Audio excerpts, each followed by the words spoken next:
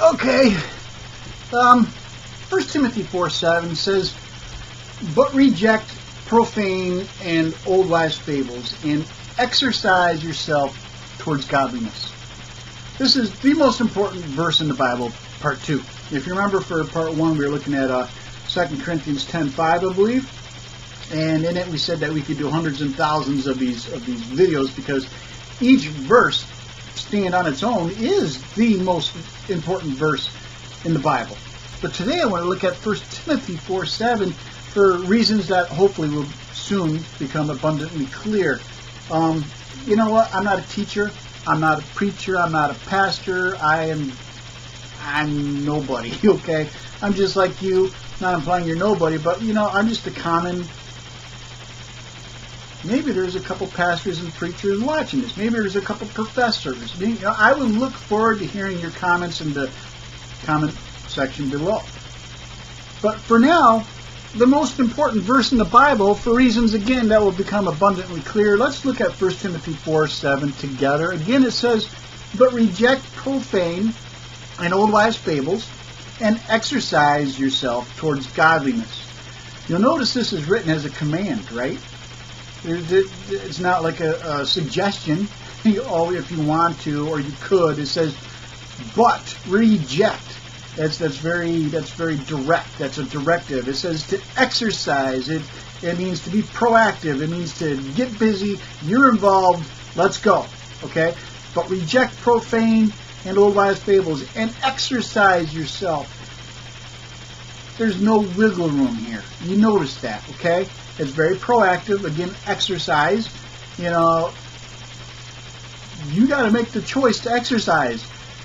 If you're lucky, you might have a job where you get exercise and get paid at the same time. But for most of us, that's not how it is. With your spiritual life, okay, there's not a lot of... Do you understand what I'm saying? I hope you do. On its surface, this is an invaluable verse. The value is you can't put a dollar amount to this. Listen, 1 Timothy 4:7 says, "But reject profane and old wives' fables, and exercise yourself." Now, in 1 Peter, you'll find that this is the first of 3 pastoral epistles. And in 1 and 2 Peter, I found that there was 4 direct and 10 indirect such commands, as we just read in 1 Timothy 4:7. I'll show you. Let's back up to 1 Timothy 1:4. It says, "Nor give heed to fables and endless genealogies, which cause disputes, rather than godly edification, which is in the faith." You hear that? Nor give heed. Again, it's not a suggestion. Again, it's saying, get busy, be part of this. You are a part of this, so, pick up a shovel, start digging. That's a bad metaphor. But you understand what I'm saying? This is a command. This is a directive. You got to be active. You got to be proactive. You got to dig in and get involved. That's what Paul is writing to Timothy, 1 and 2 Timothy. Again, I will supply in the description box below the 4 direct such commands and the 10 indirect such commands, as to, not give heed to profane and old wives' fables, and so on and so forth. We're going to look into this a little bit more as we go along. Again, I'm not a teacher, so you might have trouble following along. So I apologize for that at the outset. And I don't want to keep you here all day. I just want to look at this verse quickly and discuss why for today, and it's the most important verse in the Bible. Again, 1 Timothy 4:7. You should memorize this. It says, "But reject profane." Look that word up, okay? "Reject profane and old wives' fables, and exercise yourself towards godliness." Again, I'm going to leave all the in the description box below. I'll give you all the Bible verses where these direct and indirect commands can be found. But Timothy, Paul was writing to Timothy. He's saying pretty much, contend earnestly for the faith. This is part of that command. This is part of that directive. Timothy was a pastor, but he was also a disciple. He had to learn. I mean, and he did learn. I mean, you'll read the books of 1st and 2nd Timothy, you see that his mother and his grandmother were like, encouraging him, teaching him, as parents are supposed to do. And Paul comes along and he helps convert him from Judaism to Christianity.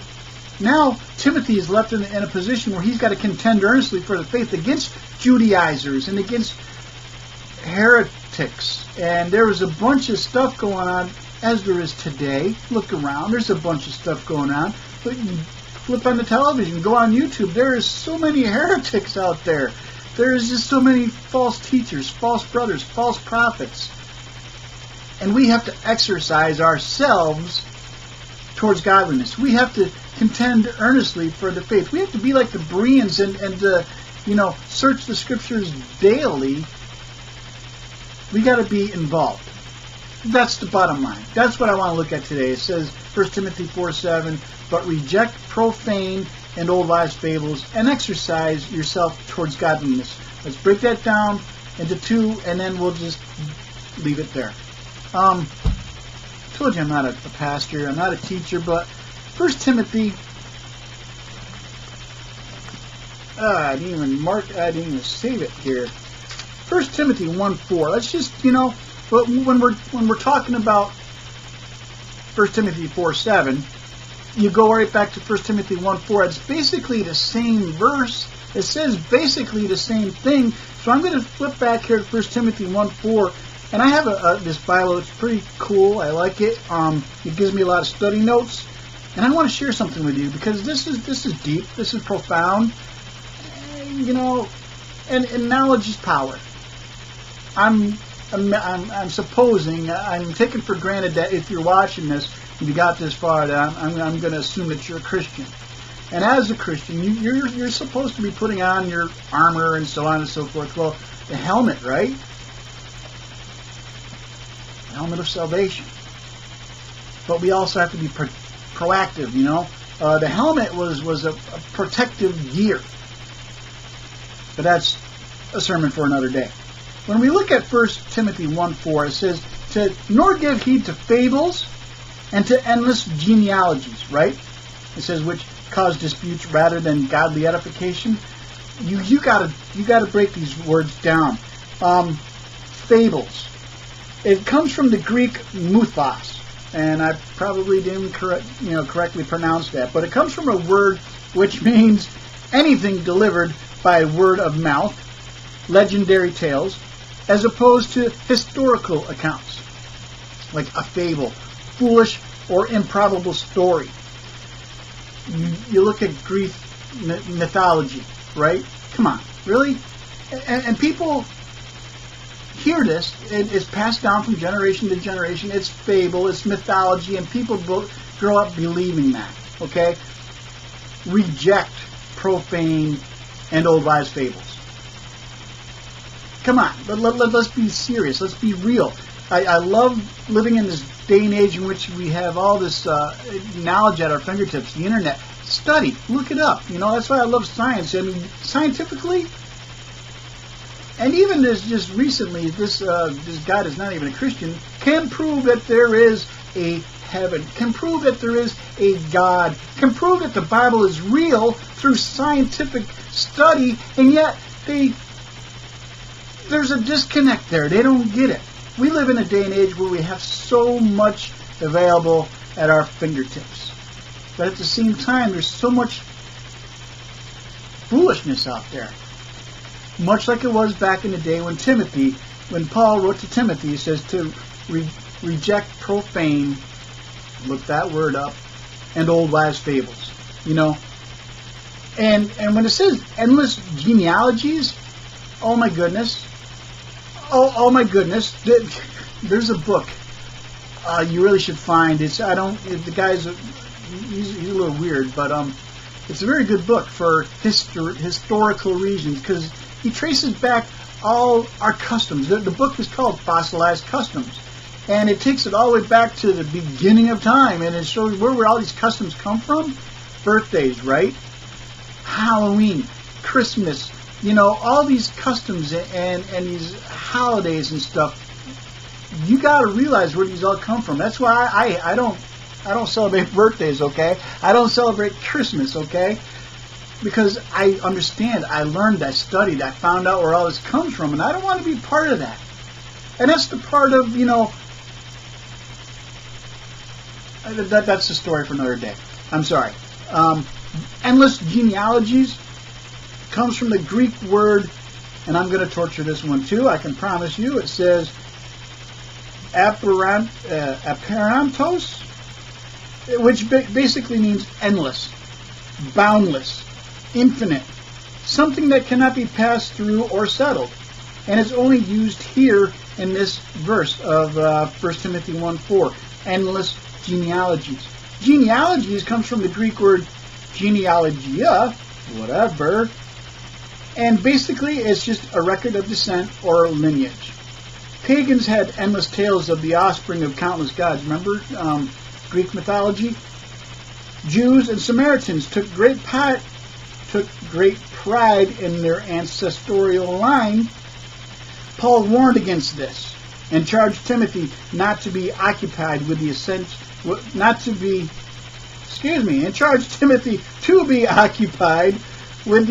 of the Christian faith. The emphasis on natural descent is foreign to Christianity. For in Christ there is no difference. You gotta get a hold of this. You gotta understand what this means. You hear what I'm saying? Be smart. Don't be foolish. Don't be stupid. Do your own. Get involved. Don't just believe everything. Listen to people. Yes. Don't argue, but there's going to come a time where you have to argue, but not until you are equipped with all the information available. We live in the 21st century. There's a lot of information available to you. Don't be stupid. Don't be lazy. I can go on, but I'm not, because I want to keep this short and sweet. And I told you, I warned you, I promised you, I'm not a teacher, I'm not a preacher, I'm not a pastor. But you know what? I get excited by reading the Bible. And I hope you do too, because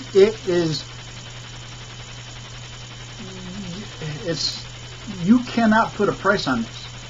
It's priceless. When we look at the second part of this verse, 1 Timothy 4:7, the second part says, and exercise yourself toward what? Toward godliness. Let's look at 2 Timothy real quick, and then I'll let you go. When we look at this 1 Timothy 4:7, again, there's 4 direct and 10 indirect commands that basically say all the same thing. And here we go. Here's another same thing in a different passage. What is it? 2 Timothy 2, verses 14 through 16. Paul writes to Timothy. He says, remind them of these things, charging them before the Lord not to strive about words to no profit, to the ruin of the hearers, but be diligent to present yourself approved to God, a worker who does not need to be ashamed, rightly dividing the word of truth. Here we go, verse 16. But shun profane and idle babblings, for they will increase to more ungodliness. Are you getting a hold of this? Do you hear what I'm saying? This is good stuff. Don't be stupid. Don't be blind. Don't be ignorant. Get a clue. Basically, Paul is telling Timothy in Christianese, he's saying, get a clue. Be wise. I love the Bible. I'm not a preacher. I'm not a pastor. I'm not a teacher. But I want you to understand what we're being told here in 1 Timothy 4:7, the most important verse in the Bible. But reject profane and old wise fables and exercise yourself toward godliness. Oh, I could sit here all day, but understand what I'm saying, okay? Listen, exercise yourself toward godliness. What does that mean? Look it up. There's fruits of the Spirit, okay? There's fruits of the flesh. There's works of the flesh. There's fruit of the Spirit. recognize, understand what they are, and make it an active decision to do one or the other, because you cannot be both. You cannot be a carnal Christian, okay? You cannot be a believer and think that that's all you need, because Jesus said even demons believe and what? They tremble. You got to exercise yourself toward godliness. I could preach all day on this, but I'm not a preacher. I just want you to get a hold of this. This is a very important verse in the Bible, 1 Timothy 4:7. Listen to me now. Reject profane and old wives' fables, and exercise yourself toward godliness. Me, for today's intent and purposes, I believe this is one of the hundreds of millions of others most important verse in the Bible. 1 and 2 Timothy, I wrote down on my little notes here, are often called the pastoral epistles. But Timothy was also a student, a disciple, and we, like Timothy, can share what we learn. You understand what I'm saying? No preaching. I'm done. Quick and easy. I want you to get a hold of these things, okay? Because if I have the time, I'll do hundreds of thousands or more of these videos that hopefully you got to read the Bible. You got to, if you're a Christian, you are commanded. It says, exercise yourself toward godliness. Read your Bible. And don't just read it, you're like, okay. Like you're reading Brothers Grimm. No. Understand what I'm telling you, okay? 1 Timothy 4:7, the most important verse of the Bible today. But reject profane and the old wives' fables. This is a command. This is a directive. Get a clue, study, understand what you're up against, and reject profane and old wives' fables. And I love this part. You got to get a hold of this. Exercise yourself toward godliness. And with that, I'll say have a great day, and we'll do this again soon.